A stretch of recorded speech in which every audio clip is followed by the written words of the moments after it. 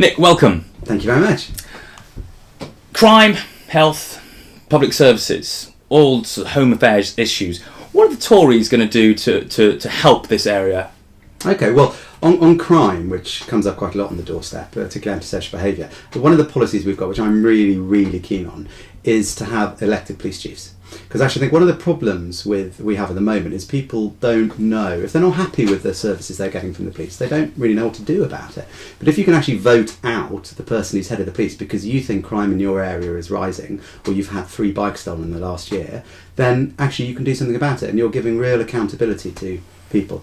In the NHS, I think what we are concerned about is just how many layers of management there now are, and how that's actually taken away the control of the doctors and the professionals. And you hear horrendous stories going on at Addenbrooke's and elsewhere about people kept in ambulances or put in corridors because Labour's targets, which the managers are working towards, are distorting the clinical priorities. We've got to get rid of all that.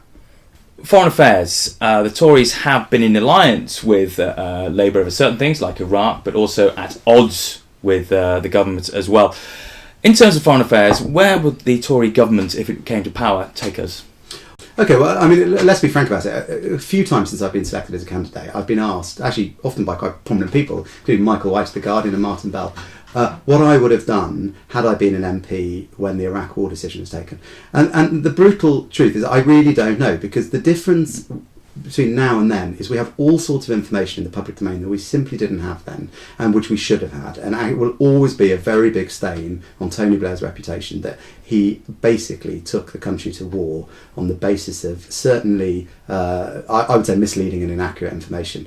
So the first thing, it's a shame we didn't have this Chilcot review earlier. It's a shame that Gordon Brown gave misleading information to it. But wow, I mean, it wasn't terrible. We went into Iraq without a proper plan for the reconstruction of that country. In Afghanistan, I think where our forces still are, of course, it's incredibly tough. People's children are, dying over there.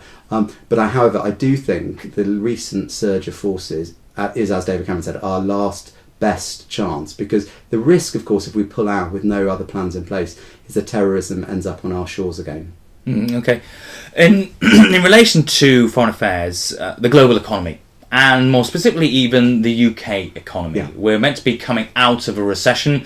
There are differences of opinion between Labour and Conservatives on how we actually sustain that. So where would the Tories take us in this regard? Well, as you say, I mean, the evidence shows we are just about out of recession, but the growth figures that came out just before we did this interview show 0.2%, lower than people forecast, and that is pretty bad. And one of the things I'm discovering as I'm going around chatting to people on the doorstep is I actually think the economic situation is graver than people have yet realised, and that is why I think it's so important we get a Conservative government that has a real opportunity to implement a different approach. And that different approach would be to start reducing public spending now and to not implement Labour's tax on jobs, because we think the real key to prosperity in this country, including a place like Cambridge, is actually those small employers who need every help they can get.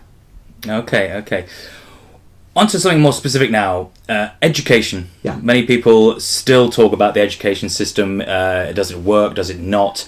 What are the Tories' main policies on education? Right, well, let's take schools. One of the problems with schools is in many areas parents simply don't have choice. If they have one school within radius that they can send their children to, and that school they don't feel is up to scratch, or the good schools in the area have so much pressure for places they can't get their children there, we've got to tackle that. And the way to tackle that is to tackle the supply of good quality school places. We've had 13 years of Labour telling schools they should be doing a better job without actually really giving parents and schools the mechanisms to do it. So the first thing we would do is we'd make it much easier for people to set up new schools, charities, voluntary groups, faith groups. So that's one thing. The other thing we would do is actually give schools more freedom. So when I go and visit Parkside Community College here in Cambridge, they tell me they want to teach exams they're not currently being allowed to teach by this government. And that's a brilliant school, and they've really done things with good things with secondary education in Cambridge. And we should give them the freedom to do even more good things with secondary education in Cambridge. And we haven't mentioned higher education. Maybe be worthwhile. I mean, my day job is working for the Conservative spokesman on higher education, and actually one of the biggest reasons I wanted to stand here in Cambridge is that if Cambridge is anything, it's an education city. And of course it has a world-class university, and we've got to keep it world-class. And I'm quite worried about the policies of some of the other parties. For example, the Lib Dems talk about taking away the concentration of research income so it's spread more thinly across the country. And I'm quite worried about some of those proposals because they will hinder places like Cambridge. Returning to something regarding foreign affairs, Europe. Europe's seen to be possibly the Tories' Achilles heel. You've been accused of having some very odd bedfellows in Europe. Where do you stand, or where does the Tory party stand generally in regard to the European Union? Well, first of all, I mean, it absolutely is not our Achilles heel. I mean, if you look back, for example, to 1999, 2 years after we had a big election defeat, we actually won the European elections then.